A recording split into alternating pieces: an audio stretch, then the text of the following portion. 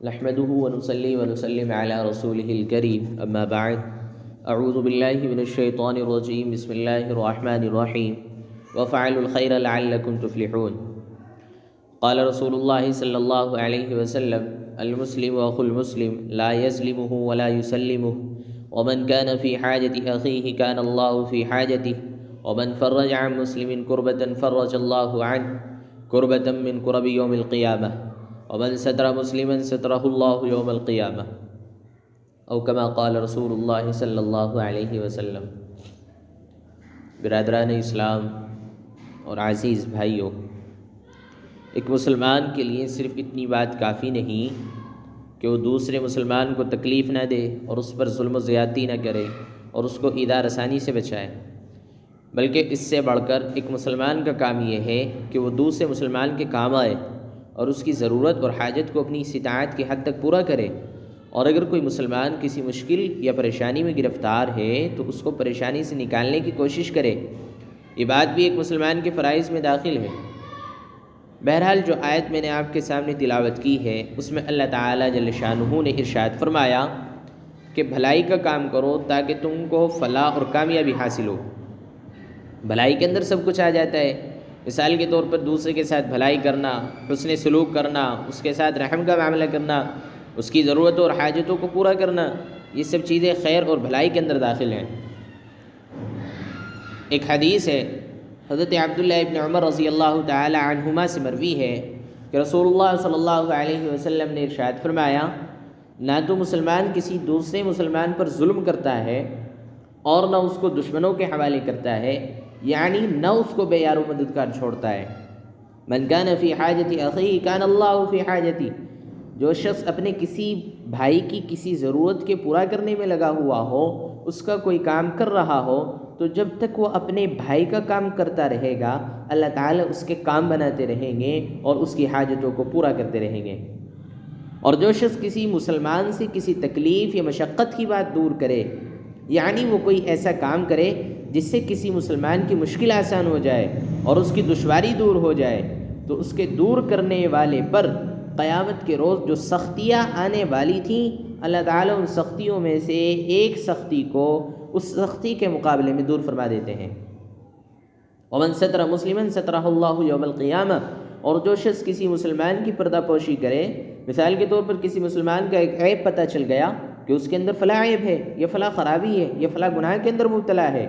اب یہ شخص اس عیب کی پردہ پوشی کرے اور دوسروں تک اس کو نہ پہنچائے تو اللہ تعالیٰ قیامت کے روز اس کی پردہ پوشی فرمائیں گے اور اس کے گناہوں کو ڈھانپ دیں گے۔ یہ بڑی جامع حدیث ہے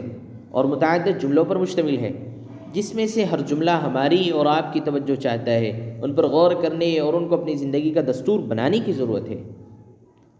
اس حدیث میں حضور اقدس صلی اللہ علیہ وسلم نے سب سے پہلے جو جملہ ارشاد فرمایا اس میں ایک اصول بیان فرما دیا کہ المسلم اخو المسلم، مسلمان مسلمان کا بھائی ہے، لہذا انسان کا اپنے بھائی کے ساتھ جو معاملہ ہوتا ہے ہر مسلمان کے ساتھ وہی معاملہ ہونا چاہیے، خواہ وہ مسلمان اجنبی ہو اور بظاہر اس کے ساتھ کوئی رشتہ داری نہ ہو، بظاہر اس کے ساتھ کوئی دوستی کا تعلق نہ ہو، لیکن تم اس کو اپنا بھائی سمجھو۔ اس ایک جملے کے ذریعے حضور اقدس صلی اللہ علیہ وسلم نے ہمارے معاشرے میں پھیلے ہوئے امتیازات اور تعصبات کی جڑ کاٹ دی ہے کہ یہ تو فلاں وطن کا رہنے والا ہے اور میں فلاں وطن کا رہنے والا ہوں، یہ فلاں زبان بولنے والا ہے میں فلاں زبان بولنے والا ہوں، یہ فلاں خاندان اور قبیلے اور کنبے سے تعلق رکھنے والا ہے اور میں فلاں خاندان اور قبیلے سے تعلق رکھنے والا ہوں۔ ایک جملے نے ان تعصبات اور امتیازات کی جڑ کاٹ دی جو آج ہمارے معاشرے میں پھیلی ہوئی ہیں۔ یعنی ایک مسلمان دوسرے مسلمان کا بھائی ہے، چاہے وہ کوئی بھی زبان بولتا ہو، کسی وطن کا باشندہ ہو، کسی بھی پیشے سے اس کا تعلق ہو، کسی بھی ذات یا نسل یا برادری سے اس کا تعلق ہو، ہر حالت میں وہ تمہارا بھائی ہے۔ اسی بات کو قرآن کریم کے ایک آیت میں اللہ تعالیٰ نے بڑے پیارے انداز میں بیان فرمایا، یا ایھا الناس انا خلقناکم من ذکر وانثی وجعلناکم شعوبا وقبائل لتعارفوا ان اکرمکم عند اللہ اتقاکم۔ اس آیت میں پوری انسانیت کا بڑا عجیب مشہور بیان فرمایا کہ اے لوگو، ہم نے تم سب کو ایک مرد ایک عورت سے پیدا کیا، یعنی تم سب کا سلسلہ نسب ایک مرد اور ایک عورت یعنی حضرت آدم اور حضرت حوا علیہ السلام پر جا کر ختم ہوتا ہے، تم سب کے باپ ایک ہیں، یعنی حضرت آدم علیہ السلام، اور تم سب کی ماں ایک ہے، حضرت حوا علیہ السلام۔ جب سب انسانوں کے باپ ایک، سب انسانوں کی ماں ایک، تو پھر کسی کو دوسرے پر فضیلت حاصل نہیں۔ پھر ایک سوال پیدا ہوا کہ جب تمام انسان ایک باپ اور ایک ماں کی اولاد ہیں تو اے اللہ پھر آپ نے مختلف خاندان اور مختلف قبیلے کیوں بنائے ہیں کہ یہ فلاں قبیلے کا ہے، یہ فلاں خاندان کا ہے، یہ فلاں گروہ کا ہے، یہ فلاں نسل کا ہے، یہ فلاں زبان بولنے والا ہے؟ اللہ تعالیٰ نے جواب دیا لتعارفوا، یعنی یہ الگ الگ خاندان قبیلے اس لیے بنائے تاکہ تم ایک دوسرے کو پہچان سکو۔ اگر سب ایک انسان، ایک زبان بولنے والے، ایک وطن، ایک نسل، ایک خاندان کے ہوتے تو ایک دوسرے کو پہچاننا مشکل ہو جاتا۔ مثال کے طور پر 3 آدمی ہیں اور تینوں کا نام عبداللہ ہے، تو اب تم پہچان کرنے کے لیے ان کے ساتھ نسبتیں لگا دیتے ہو کہ عبداللہ شاملی کا رہنے والا ہے، یہ عبداللہ مظفر نگر کا رہنے والا ہے، یہ عبداللہ فلاں جگہ کا رہنے والا ہے۔ اسی طرح ان قبیلوں اور نسبتوں اور شہروں کے اختلاف سے ایک دوسرے کی پہچان ہو جاتی ہے۔ بس اس غرض کے لیے ہم نے مختلف شہر اور مختلف زبانیں بنائیں، ورنہ کسی کو کسی پر فوقیت اور فضیلت نہیں ہے۔ ہاں صرف ایک چیز کی وجہ سے فضیلت ہو سکتی ہے، وہ ہے تقویٰ۔ جس کے اندر تقویٰ زیادہ ہے وہ اللہ تعالیٰ کے نزدیک زیادہ کریم اور زیادہ شریف ہے، چاہے بظاہر وہ نچلے خاندان سے تعلق رکھتا ہو، اللہ تعالیٰ کے یہاں اس کی قیمت بہت زیادہ ہے۔ حضور اکرم صلی اللہ علیہ وسلم کی سنت دیکھیے، ابو لہب جو آپ کا چچا تھا اور آپ کے خاندان کا ایک بڑا سردار، اس کا تو یہ حال ہے کہ قرآن کریم کے اندر اس کے اوپر لعنت آئی ہے، اور ایسی لعنت آئی کہ قیامت تک جو مسلمان بھی قرآن کریم کی تلاوت کرے گا وہ تبت یدا ابی لہب وتب کے ذریعے ابو لہب پر لعنت بھیجے گا، اس کے ہاتھ ٹوٹے اس پر لعنت ہو۔ بدر کے میدان میں اپنے چچا اور تائیوں کے ساتھ جنگ ہو رہی ہے، ان کے خلاف تلواریں اٹھائی جا رہی ہیں۔ دوسری طرف حضرت بلال رضی اللہ تعالی عنہ جو حبشہ کے رہنے والا سیاہ فام ہے، ان کے سینے سے لگایا جا رہا ہے، بلکہ آپ ان سے یہ پوچھتے ہیں اے بلال وہ عمل تو ذرا بتاؤ جس کی وجہ سے میں نے آج کی رات خواب کے اندر جنت دیکھی تو وہاں تمہارے قدموں کی چاپ اور آہٹ اپنے آگے آگے سنی۔ یہ سوال بلال حبشی رضی اللہ عنہ سے کیا جا رہا ہے جو سیاہ فام کالا کلوٹا آدمی ہے، حبشہ کا رہنے والا ہے، اور جن کو سارے عرب کے لوگ حقارت کی نگاہ سے دیکھتے تھے۔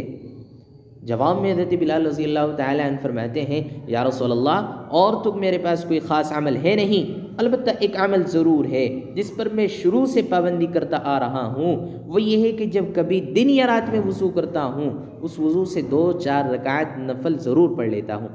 جس کو تحیۃ الوضو کہتے ہیں۔ حضور اقدس صلی اللہ علیہ وسلم نے جواب سن کر اس کی تصدیق فرمائی کہ شاید یہی بات ہوگی جس کی وجہ سے اللہ تعالیٰ نے تمہیں اتنا بڑا مقام عطا فرمایا ہے۔ بعض اوقات خیال آتا ہے کہ حضرت بلال رضی اللہ تعالیٰ جنت میں حضور اقدس صلی اللہ علیہ وسلم سے آگے کیسے نکل گئے، جبکہ حضرت صلی اللہ علیہ وسلم سے آگے کوئی نہیں نکل سکتا۔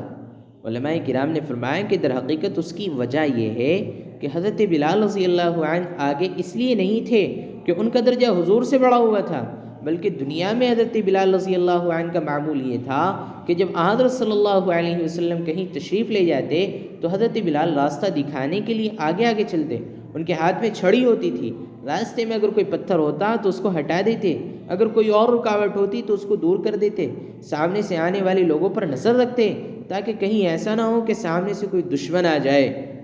اور آپ کو تکلیف پہنچا دے۔ چونکہ حضرت بلال رضی اللہ عنہ کا معمول یہ تھا کہ وہ آپ کے آگے آگے چلتے تھے، اس لیے اللہ تعالیٰ نے جنت میں بھی وہی منظر دکھا دیا کہ تم ہمارے حبیب کی دنیا میں اس طرح حفاظت کرتے تھے، چلو جنت میں بھی ہم تم کو آگے رکھیں گے۔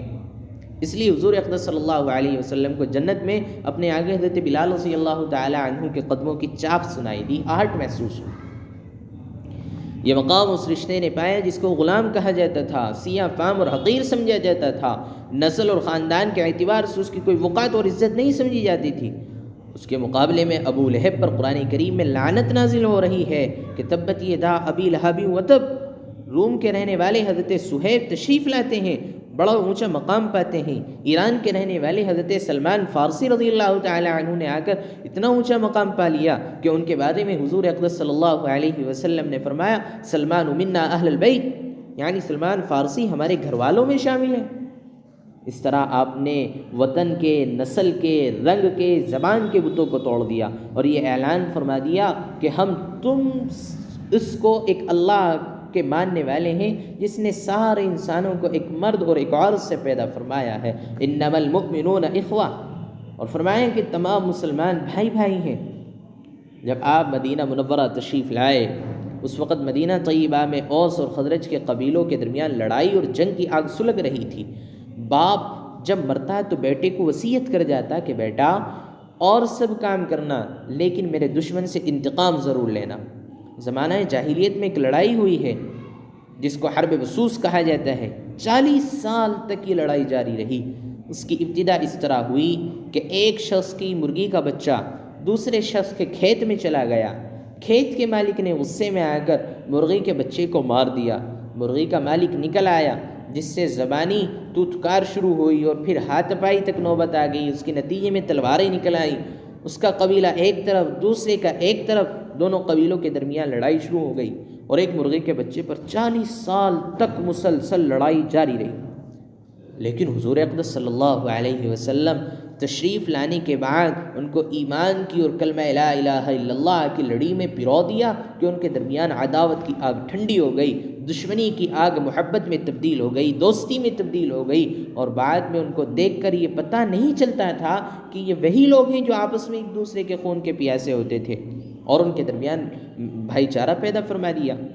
قرآن کریم نے اسی طرف اشارہ کرتے ہوئے فرمایا وَاذْكُرُوا نِعْمَةَ اللَّهِ عَلَيْكُمْ إِذْ كُنْتُمْ أَعْدَاءً فَأَلَّفَ بَيْنَ قُلُوبِكُمْ فَأَصْبَحْتُمْ بِنِعْمَتِهِ إِخْوَانًا۔ اس وقت کو یاد کرو جب تم آپس میں ایک دوسرے کے دشمن تھے، پھر اللہ تعالی نے تم کو آپس میں بھائی بھائی بنا دیا۔ اب ایسا نہ ہو کہ بھائی بھائی کا رشتہ ختم ہو جائے اور پھر دوبارہ اسی جاہلیت کے طریقے کی طرف لوٹ جاؤ۔ بہرحال نبی کریم صلی اللہ علیہ وسلم نے اس حدیث کے ذریعے سب سے پہلے یہ اصول بتا دیا کہ ہر مسلمان دوسرے مسلمان کا بھائی ہے، خواہ وہ کوئی زبان بولتا ہو، خواہ وہ کسی قبیلے سے ہو، کسی بھی قوم سے اس کا تعلق ہو، لہذا اس کے ساتھ بھائی جیسا معاملہ کرو۔ یہ نہ سوچو کہ چونکہ دوسری نسل کا ہے، دوسری قوم کا ہے، دوسری برادری کا ہے یا دوسرے وطن کا آدمی ہے لہٰذا یہ میرا نہیں ہے، میرا وہ ہے جو میرے وطن میں پیدا ہوا ہو۔ یہ تصور ذہن سے نکالو اور ہر مسلمان کو اپنا بھائی سمجھو۔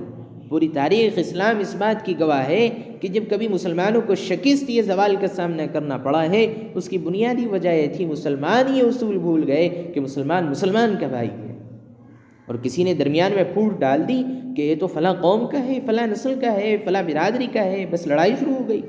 اور اس کے نتیجے میں مسلمان تباہ اور برباد ہو گئے۔ اللہ تعالیٰ اس اصول کو ہمارے دلوں میں بٹھا دے۔ ہم زبان سے تو کہتے ہیں کہ سب مسلمان آپس میں بھائی بھائی ہیں، لیکن جب عمل کا وقت آتا ہے تو کیا ہم اس مسلمان کے ساتھ بھائیوں جیسے برتاؤ کرتے ہیں؟ ہر مسلمان اپنے گریبان میں منہ ڈال کر دیکھ لے اور اپنا جائزہ لے۔ اگر ایسا برتاؤ نہیں کرتے تو پھر آج کے بعد یہ تہیہ کر لیں کہ ہم مسلمان کے کو چاہے وہ کوئی بھی ہو ہر مسلمان کے ساتھ اپنے بھائی جیسا سلوک کریں گے۔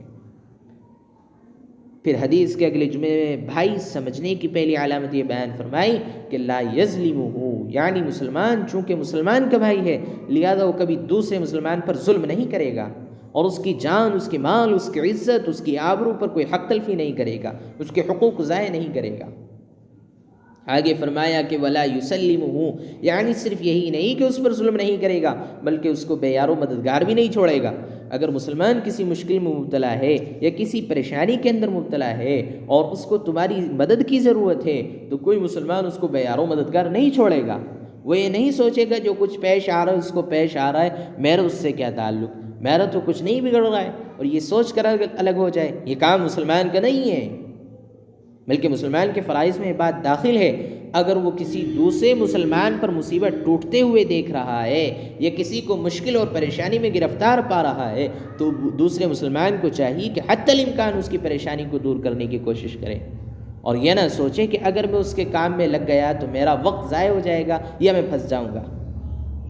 جس دور سے ہم گزر رہے ہیں یہ دور ایسا آ گیا ہے اس میں انسانیت کی قدریں بدل گئیں، انسان نہ رہا۔ ایک وقت وہ تھا کہ اگر کسی انسان کو چلتے ہوئے ٹھوکر بھی لگ جاتی تھی اور وہ گر جاتا تھا تو دوسرا انسان اس کو اٹھانے کے لیے اور کھڑا کرنے کے لیے اور سہارا دینے کے لیے آگے بڑھتا تھا اور چلا جاتا تھا۔ اگر سڑک پر کوئی حادثہ پیش آ جاتا تو ہر انسان آگے بڑھ کر اس کی مدد کرنے کی کوشش کرتا تھا، لیکن آج ہمارے اس دور میں جو صورت پیدا ہو چکی ہے اس کو بتانے سے میں آج قاصر ہوں۔ حضور اکرم صلی اللہ علیہ وسلم کا زندگی بھر یہ معمول رہا کہ جب بھی کسی شخص کے بارے میں معلوم ہوتا کہ اس کو فلاں چیز کی ضرورت ہے یا وہ مشکل میں گرفتار ہے تو آپ بے چین ہو جاتے، اور جب تک اپنی استطاعت کے مطابق اس کی مدد کی کوشش نہ فرما لیتے آپ کو چین نہ آتا تھا۔ صرف صلح حدیبیہ کے موقع پر جب آپ نے اللہ تعالیٰ کے حکم سے کفار سے معاہدہ کر لیا اور اس معاہدے کے نتیجے میں آپ ان مسلمانوں کی مدد نہ کرنے پر اور ان کو واپس کرنے پر مجبور تھے جو مسلمان مکہ مکرمہ سے بھاگ کر مدینہ طیبہ آ جاتے، اس لیے آپ نے فرمایا کہ میں واپس کرنے پر مجبور ہوں۔ اس واقعے کے علاوہ شاید کبھی ایسا نہیں ہوا کہ آپ نے کسی مسلمان کی مشکل اور تکلیف میں دیکھ کر اس کی مدد نہ فرمائی ہو۔ بہرحال وقت زیادہ ہو گیا، اللہ تعالیٰ مجھے بھی اور آپ کو بھی ان سب باتوں پر عمل کرنے کی توفیق عطا فرمائے۔